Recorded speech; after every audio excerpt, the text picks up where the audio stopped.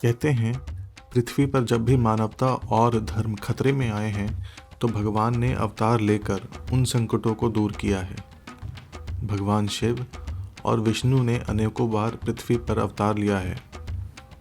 हम भगवान विष्णु की बात करते हैं जिन्हें कुल 24 अवतार लेने हैं, जिनमें से 23 अवतार वे ले चुके हैं और उनका 24वां अवतार कल्कि अवतार के रूप में होना बाकी है। इन सभी अवतारों का उद्देश्य अलग अलग था।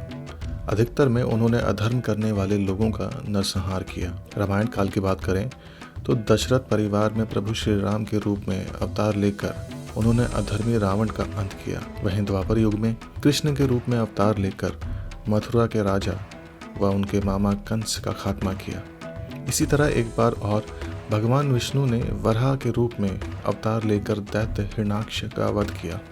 वराह अवतार में भगवान विष्णु आधे सुअर एवं आधे इंसान के रूप में अवतरित हुए थे। भगवान विष्णु ने दैत्य हिरण्याक्ष का वध करने के लिए वराह का अवतार धारण किया था। वराह अवतार के बारे में विस्तार से जानने से पहले हम भगवान विष्णु के 24 अवतारों में से कुछ मुख्य अवतारों के बारे में जान लेते हैं। 24 अवतारों में से हम कुछ ऐसे अवतारों के बारे में बात करेंगे जिनके बारे में कम ही लोगों को ज्ञात होगा। भगवान विष्णु के कुछ खास अवतार इस प्रकार हैं: मत्स्य अवतार, कूर्म अवतार, वराह अवतार जिसके बारे में हम लोग बात करेंगे।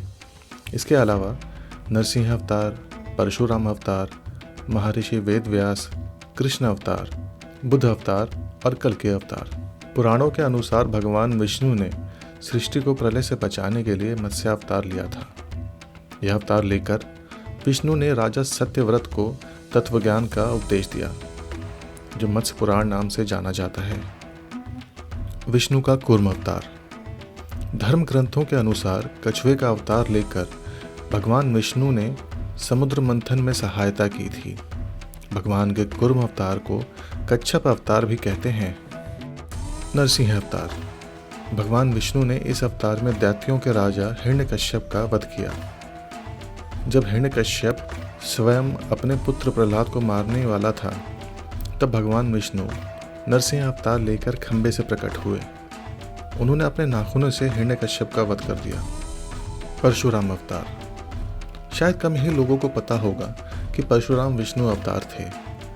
हिंदू धर्म के अनुसार परशुराम भगवान विष्णु के मुख्य अवतारों में से एक हैं। महर्षि वेद व्यास।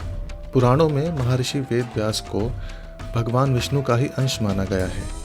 भगवान व्यास नारायण के कला अवतार थे। इन्होंने ही महाभारत ग्रंथ की रचना की थी। वहीं द्वापर युग में भगवान विष्णु ने श्री कृष्ण अवतार लेकर कंस का वध किया था।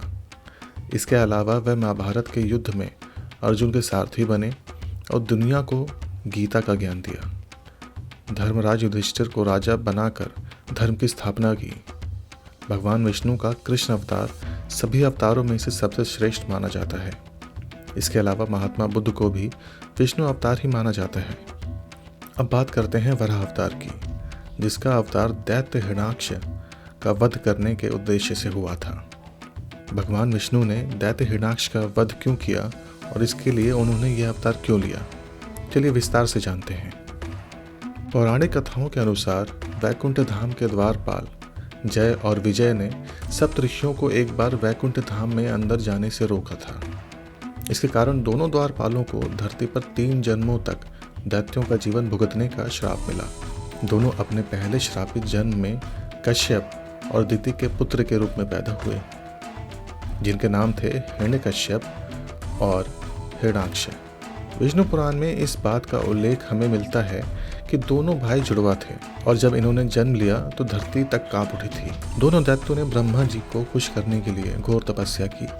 ब्रह्मा जी उनकी तपस्या से बेहद खुश हुए और उन्होंने उन दैत्यों को विजय प्राप्ति का वरदान तक दे दिया। इसके बाद उन दोनों ने पृथ्वी पर उत्पात मचाना शुरू कर दिया। कोई भी अगर पूजा पाठ और यज्ञ करता तो दोनों भाई उससे प्रताड़ित किया करते। दोनों भाइयों ने इंद्रलोक पर विजय भी प्राप्त कर ली थी।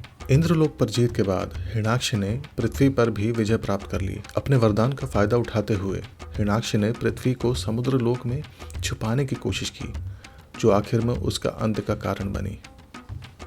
हिरण्याक्ष एक बार इधर उधर घूमते हुए पाताल लोक में वरुण के नगर में पहुंच गया। पाताल लोक में पहुंचने के बाद उसने वरुण देव को युद्ध के लिए ललकार लगाई। इस पर वरुण देव ने कहा, मेरे अंदर अब युद्ध करने की कोई इच्छा रह नहीं गई है। सभी देवता इस दृश्य को देख रहे थे और तभी उन सभी ने हिरण्याक्ष से छुटकारा पाने के लिए ब्रह्मा जी और विष्णु से आग्रह किया। इसके बाद ब्रह्मा जी ने इसका समाधान निकालने के लिए भगवान विष्णु का ध्यान किया। ध्यान करते समय भगवान ब्रह्मा के नाक से भगवान विष्णु के वराह अवतार की उत्पत्ति हुई। इस तरह विष्णु के वराह अवतार का जन्म हुआ। वराह को भगवान विष्णु का तीसरा अवतार कहा जाता है। यह विष्णु का मानव रूप में जीवन लेने वाला ऐसा समय था जब उन्होंने मानव जाति को दैत्यों के आतंक से बचाया था। वराह शुक्र का प्रतिनिधित्व करता है, जिसने अपने दांतों के बल पर पृथ्वी को समुद्र में डूबने से बचाया था। दरअसल एक बार हिरण्याक्ष पृथ्वी पर शासन करने के लिए उसे समुद्र में ले जाकर छिप गया था। हिरण्याक्ष ने ब्रह्मा जी की साधना की थी और किसी से पराजित नहीं होने का वरदान प्राप्त किया था। इसका फायदा उठाकर वह सबको परेशान करने लगा और एक बार पाताल लोक जाकर वरुण देव से युद्ध करने का निर्णय लिया, लेकिन वरुण देव ने इनकार कर दिया। वरुण देव ने कहा उसे युद्ध करना ही है तो भगवान विष्णु से करे और कहा कि वह संसार के संरक्षक हैं और उन्हें पराजित नहीं कर सकता। यह सुनकर हिरण्याक्ष भगवान विष्णु की खोज में निकला। तभी नारद मुनि से यह पता चला कि भगवान विष्णु ने बुराई को खत्म करने के लिए अवतार ले लिया है। वराह अवतार में जन्मे भगवान विष्णु अपने दांतों पर पृथ्वी को समुद्र से वापस ले आए, जिसे हिरण्याक्ष ने छिपाने की कोशिश की थी। वराह द्वारा समुद्र से पृथ्वी को बाहर निकालते देख हिरण्याक्ष को क्रोध आया। उसने भगवान वराह को युद्ध के लिए ललकारा। इसका जवाब देते हुए वराह अवतार में आए भगवान विष्णु एक मुस्कान के साथ आगे बढ़े और पहले पृथ्वी की स्थापना की, फिर दैत्य हिरण्याक्ष को युद्ध के लिए ललकारा। दैत्य ने वराह पर गदा से प्रहार किया, लेकिन पल भर में गदा को छीन प्रभु ने फेंक दिया। दोनों के बीच भीषण युद्ध हुआ और अंत में विष्णु अवतार वराह ने दैत्य हिरण्याक्ष का वध कर दिया और धरती से बुराई का सर्वनाश हो गया। भगवान के हाथों मुक्ति मिलने पर दैत्य हिरण्याक्ष को मोक्ष मिला और इसे सीधे वैकुंठ की प्राप्ति हुई। भगवान विष्णु का वराह के रूप में अवतार लेने का अलग ही महत्व है। जैसा कि हमने आपको बताया कि भगवान विष्णु का 24वां अवतार अभी होना बाकी है, जो कल्कि के रूप में होगा। कहते हैं इसकी भविष्यवाणी भी की जा चुकी है। विष्णु का कल्कि अवतार कलयुग व सतयुग के संधि काल में होगा। पुराणों के अनुसार उत्तर प्रदेश के मुरादाबाद जिले के संभल नाम के स्थान पर विष्णु यशा नामक तपस्वी ब्राह्मण के घर पुत्र के रूप में कल्कि का जन्म होगा।